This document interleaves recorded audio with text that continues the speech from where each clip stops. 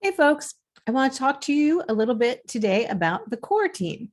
It is time for some changes in the core team, and I put together a little presentation to walk us through our discussion. So let's do a screen share and share this with you. All right, the core team is evolving, and the ideas that we have are also helped out by a system called the dynamic governance model, also known as Sociocracy.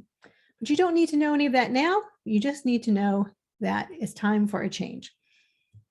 Our goal today is to, why is it a time for a change now? Well, because now we're a standing committee, and a standing committee at MVUC has a requirement in our little charter for term limits for leadership.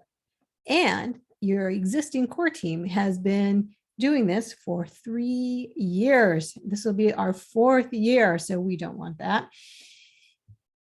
Our goals today are to understand what the core team is, to propose a more sustainable model for moving forward, and hopefully you'll consider being part of this new model. So what is core team? It all started with Barbara Bacon. So in January of 2019, when we decided on a church-wide focus on climate change, Barbara is a person who stepped up and said, yeah, I'll work on that. Yay, Barbara. But Barbara is no fool. She asked Chris Rosenthal and myself to help her out, and of course was working closely with Reverend Kate.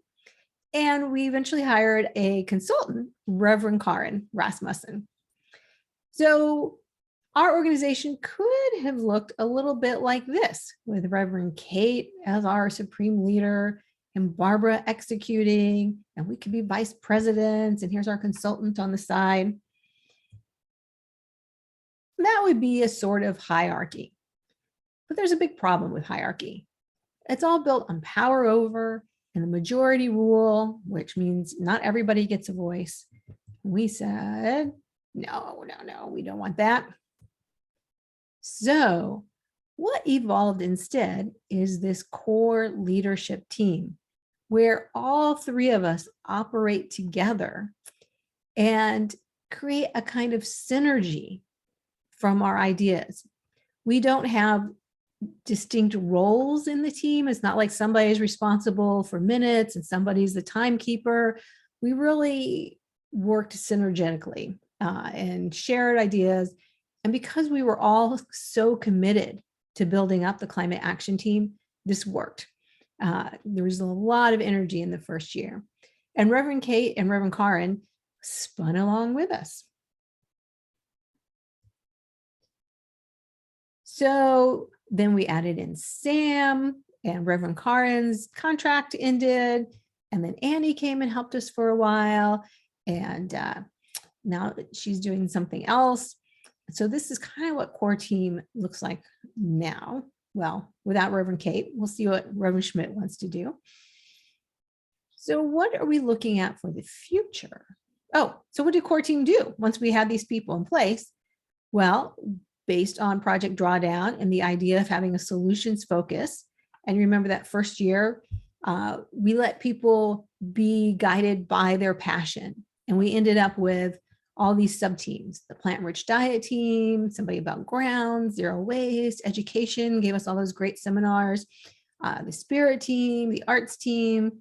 And so here we are in the core team in the middle and building up all these connections and this infrastructure to get information going around and figure out how this is all going to work. We also work to keep the plate spinning, making sure everybody kept doing what they needed to be doing.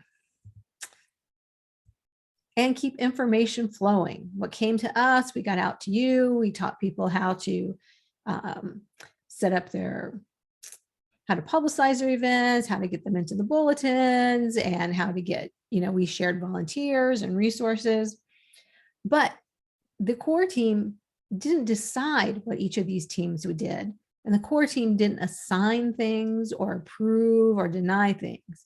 We're really just doing those two things, keeping the plate spinning, keeping information flowing, and keeping to working on that structure to make things work better and better towards our climate action goals. There's my spinning. All right. So what are we proposing for moving forward? It's not too different. Here's our purple team is the core team. And this circle is a proposed coordinating circle. And it would be made up of somebody from each of the teams that exist. And in this version, the coordinating circle, the core team is kind of in the middle of it, helping out. But there's other ways we could look at that. So some of this proposal is based on what's called dynamic governance or sociocracy. And the language that we're picking up is the coordinating circle is the same as what they call a general circle. This is an example of sociocracy from a co-housing organization, and that's where I got my training on sociocracy. Our teams are called circles, which kind of helps resolve the age-old problem of the climate action team teams, or are they sub-teams? So now our climate action team would have circles. And these circles are independent within their own domain, whatever their area of interest is, that domain, and they have their own goals or aims. And those aren't decided by the general circle, just like we've done with core. And these little things are daughter circles off to the side. So imagine this was zero waste that wanted to have a compost program that pretty much operated on its own. Each circle operates on its own. So you could do composting without a different circle with the same people, but if you wanted to kind of spin off and run on its own, you would have a daughter circle. So that's the language that we would be borrowing from the dynamic governance model. There's a lot more to dynamic governance. It's has a lot of structure and clues on how we can operate more efficiently and still maintain an equivalence of voice and build community. But for today, we just want to look at how this slight shift in terminology and structure could work for the core circle.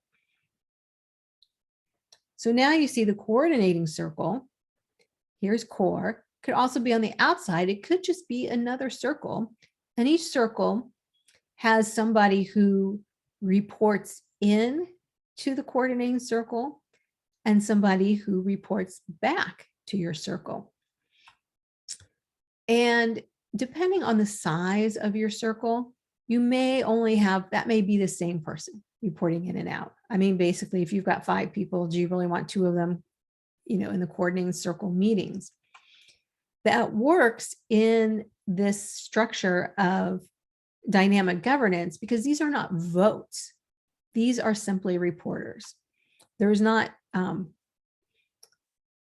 voting happening here, voting over. And that's all I'm going to say about it for now. We can learn more, but the main difference is that core team now is either a representative or a consultant for this coordinating circle made up of representatives from each of the circles. And I'm not sure. So that's basically the structure, and that's how we'd move forward. Each time this would just kind of shift depending on who you wanted to send to the circle. So is this a good direction for the future of core team? Do the current teams like the idea of being called circles and having that independence and having one of them be part of the coordinating circle? And how do you want to go forward? Do the teams want to meet on their own and come back like next month at a business meeting to talk about it? Do you want to follow up, have a follow-up meeting to talk more about it and learn a little bit more about this dynamic governance model and how that would work? So we'll just open up a quick poll or discussion to find out what that is. Thanks. Stop share.